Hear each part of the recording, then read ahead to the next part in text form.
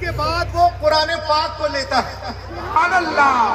قرآن پاک کو لیا اور گیا اسی کاتب کے پاس جو کارنامہ کر رہا تھا. کہا اس میں بھی کچھ کرو. اس نے کہا واک اوے, چل بے, سبحان اللہ. واک اوے, چل بے, do not do any thing. میں کچھ نہیں کر سکتا. وائی؟ بولا محلے میں رہنا ہے کہ نہیں. اب وہ چوک گیا.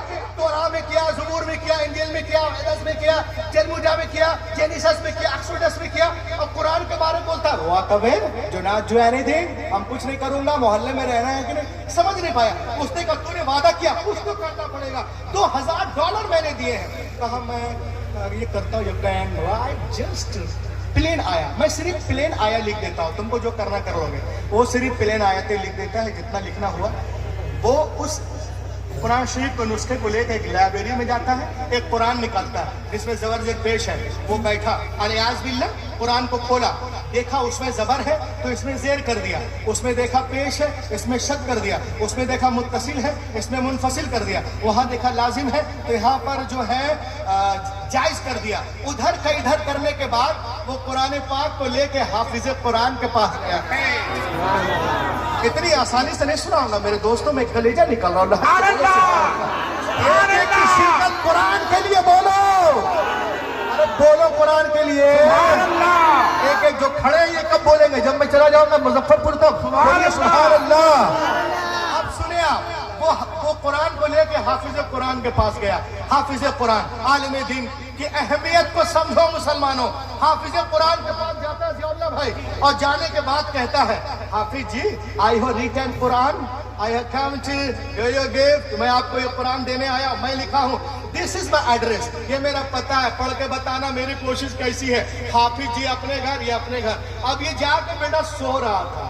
یہ سوچا نا کہ جب 70% والے, 67% والے, 65% والے نہیں آئے جو جرمنی میں ہیں, اور یہ 3% والے کیا آئیں گے.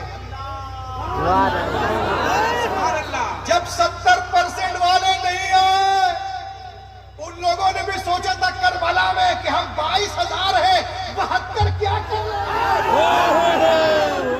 22 کا پتہ نہیں, 72 چھائیں گے. یہ کیا کر لیں گے. 3% آئیں گے. وہ آرام سے سو رہا تھا, مگر وہ کہتا ہے even 3 days had no passed. ابھی 3 دن بھی نہیں گزرے تھے کہ کوئی میرے گھر کا دروازہ زور زور سے کھٹکھٹا رہا تھا.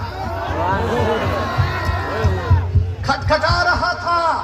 When I come to out, جب میں باہر آیا, I saw, میں نے دیکھا حافظ جی was in serious mood. حافظ جی سیریس موڈ میں. بولے ارے نالائق, الو, پٹھے, گدھے, کہاں سے لکھوایا ہے؟ بولا کاتب سے. کہا کاتب سو کے لکھ رہا تھا کیا؟ کہا کوئی سو کے لکھتا ہے؟ کہا سو کے نہیں لکھا نالائق. تو یہ کیا ہے؟ بولا یہ کیا ہے؟ کہا اندھے غور سے دیکھ, ابے یہاں پہ زیر ہے, اللہ کی قسم یہاں پہ زبر ہے, یہاں پیش ہے, یہاں پہ مد متصل ہے. بولو سب لکھے. یہاں منفصل ہے, یہاں معانقہ ہے, یہاں مقابلہ ہے, یہاں وقف جبریل ہے, یہاں وقف منزل ہے, یہاں پہ سکتہ ہے, یہاں ثبوت ہے. جتنی کتابت میں غلطیاں کی تھی حافظ جی نے سب کو کاٹ کاٹ کر, کاٹ کاٹ کر, کاٹ کاٹ کر, کاٹ کاٹ کر, کاٹ کاٹ کر, کاٹ کاٹ کر, کاٹ کاٹ کر, کاٹ کاٹ کر, کاٹ کاٹ کر الگ کر دیا. اسی وقت وہ دہریہ سجدے میں گرا اور کہنے لگا کہ دنیا کی ساری کتابیں ایک طرف, قرآن پاک. نعرہ تکبیر, نعرہ رسالت, نعرہ تکبیر, نعرہ تکبیر, نعرہ رسالت. نوری کانفرنس, نوری کانفرنس, شاعر اسلام محمد علی فیضی, فیضان اعلیٰ حضرت, مسلک اعلیٰ حضرت, مسلک